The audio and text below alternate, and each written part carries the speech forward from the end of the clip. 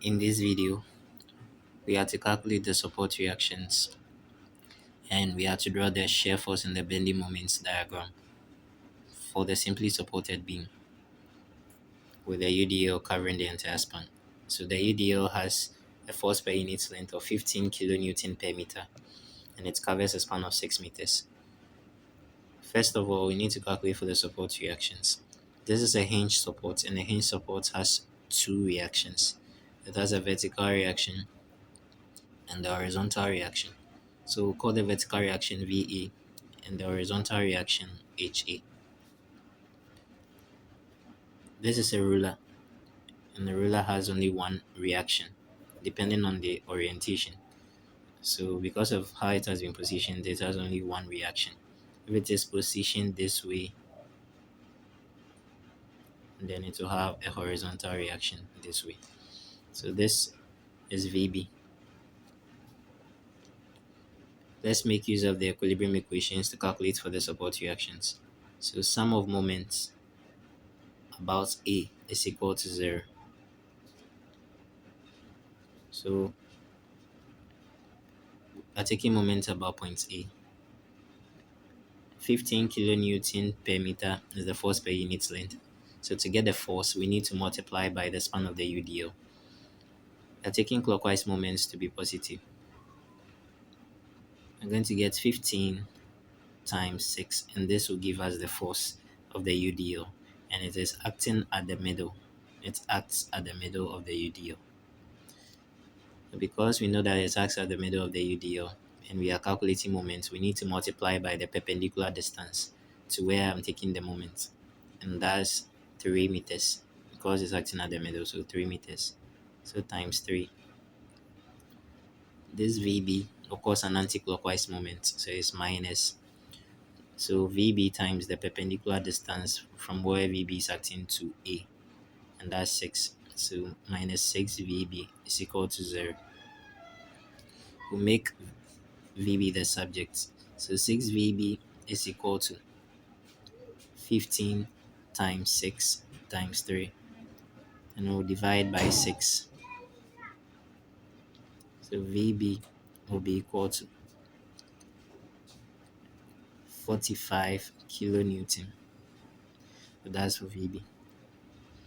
And with some vertical forces, sum of vertical forces or forces in the y direction is equal to 0.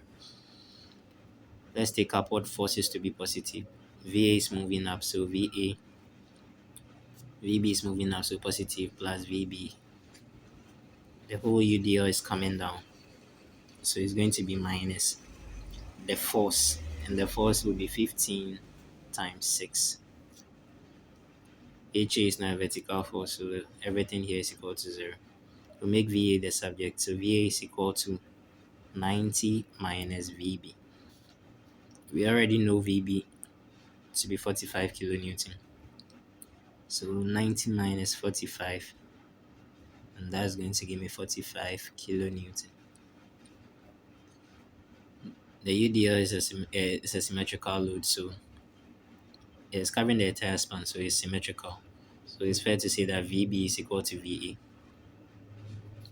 Now let's calculate for the horizontal reaction HA. So sum of forces in the x direction is equal to 0, forces in the horizontal direction is equal to 0.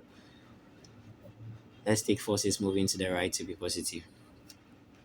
So HA is moving to the right, so positive HA is equal to 0. That's the only horizontal force, so it's 0. So we are done calculating the support reactions. So now let's draw the shear force diagram. But before we draw the shear force diagram, we have to make calculations for the shear force at the various points. So you can call this point A, this side, you can call the middle as point C, and point B. So from the previous video, I made mention that when you are calculating for the shear force at various points, you calculate two shear forces. But when it comes to the UDL, there's an exception. When you get to point C, you are going to calculate only one shear force instead of two shear forces. So point A, we'll first calculate for shear force at A prime. The shear force at A prime is equal to 0 because you always start from 0. And you come to the shear force at A. Shear force at A is equal to the previous one, which is 0, and you consider the force acting at A. That's VA, and it's moving up. So forces moving up is positive. So it's going to be 0 plus VA. And this is 0 plus VA give us 45. So shear force at A is 45 kilonewton.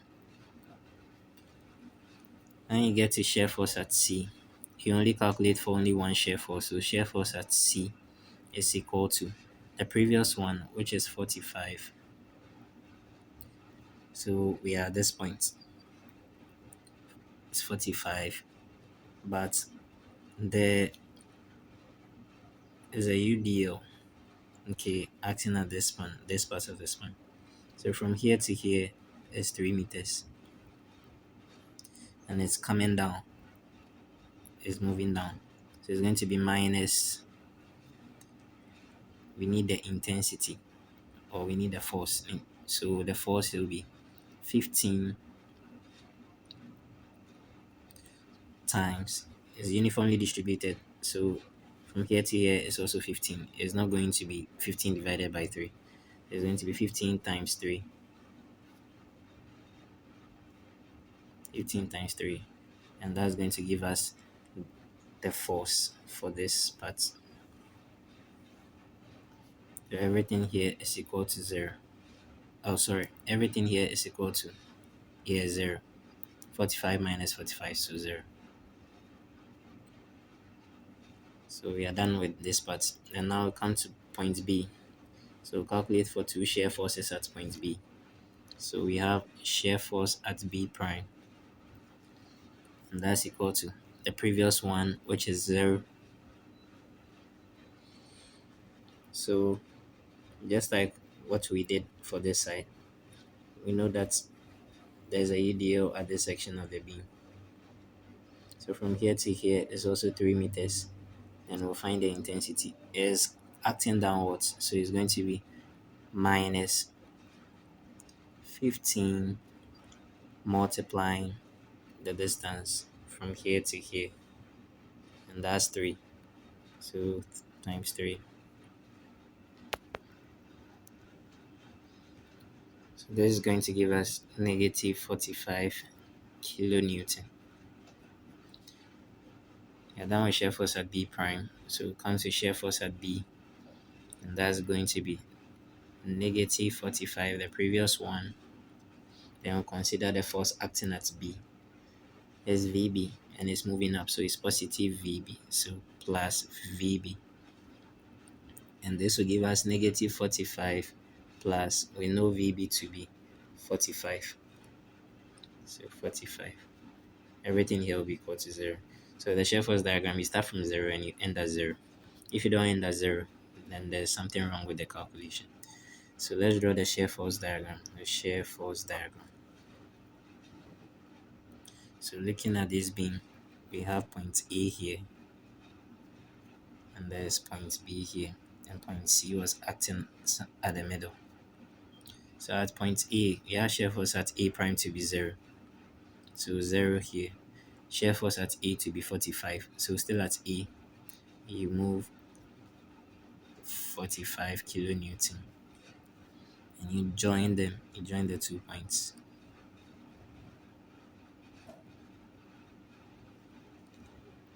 Good. So now the shear force at C. Shear force at C is 0. So 0 is on the line. So you move to the 0. Then you have shear force at B prime. So at B, negative 45. So negative 45 will be somewhere here. So negative 45 kilonewton. So you move from here to this point. And shear force at B finally is equal to 0. So 0 is here. Then you come back to 0. So this is the shear force diagram for this beam. So this part is positive and this part is negative. So now let's move on to the bending moments diagram. So before that, you have to calculate for the bending moments at the various points.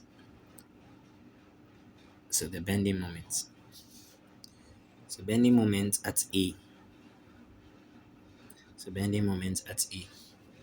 So we'll make a cut at A, then we'll take moments. But I want to take my left because it's easier than taking my right. So when I cut the beam at A, then I'll take moments to my left because I am considering my left. So this is bending moment at A. So it's moving in the anti-clockwise direction, and we stated earlier that clockwise moments should be positive. So anti-clockwise, and that's going to be negative BME. And since I'm taking my left, no other force will cause moment again. So negative BME is equal to 0. When I divide through by negative, then my BME will be 0. And it comes to the bending moment at C. So the bending moment at C, you can choose to take either your left or your right. So in this case, I'll take my left. Because I'm taking my left, I'm going to take moment to my left. I'll make a cut and I'll take moment to my left. And I'll call this BMC, bending moment at C. So it's moving in the anti-clockwise direction. So it's going to be minus BMC, taking the left. VA will cause a clockwise moment. So it's going to be positive, plus VA. So VA was 45.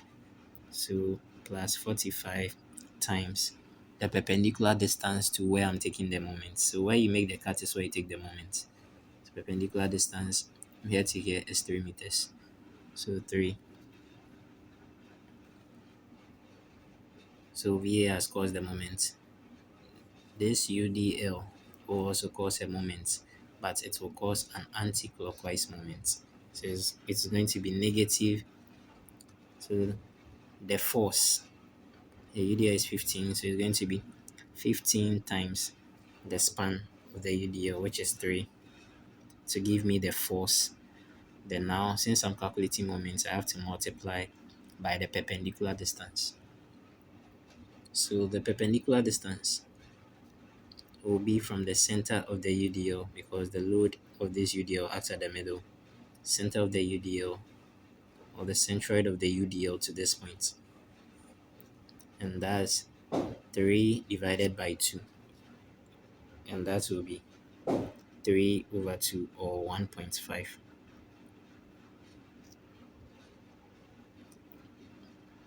Good.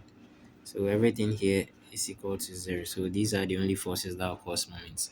The horizontal force will not cause a moment because its line of action is acting through C. To act through C. So we'll make BMC the subject. So bending moment at C, move BMC to this point. Then we'll leave this one here. It's equal to this times this 135 minus, when you multiply this, you get 67.5. And this will give you 67.5 kilonewton meter, since it's a moment. So there's the bending moment at C. Now I come to the bending moment at B. So for the bending moment at B, you make a cut at B, you can choose to take your left or your right. But because I'm taking moments, and because I want to take my right because there's nothing here. So I'll take the moment to my right, and I'll call it bending moment at B, BMB. So it's moving in the clockwise direction. So it's going to be bending moment at B. So positive bending moment at B is equal to, there's nothing here, so 0. So someone can choose to take his or her left. You can take moment to this point. Then this will cause a moment. The whole of this UDL will cause a moment. And when you solve, you'll get back to 0. If you don't get 0, then you're wrong. So you can try that. So we have found the bending moments. So now let's draw the bending moments diagram.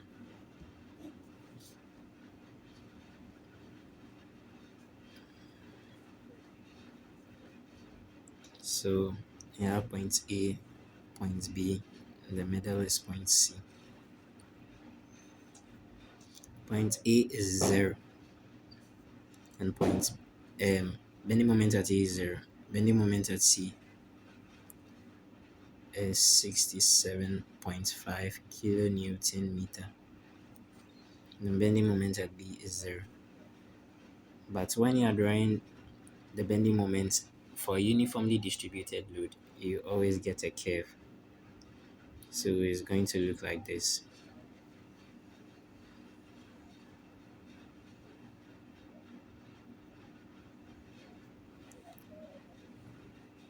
And there's positive.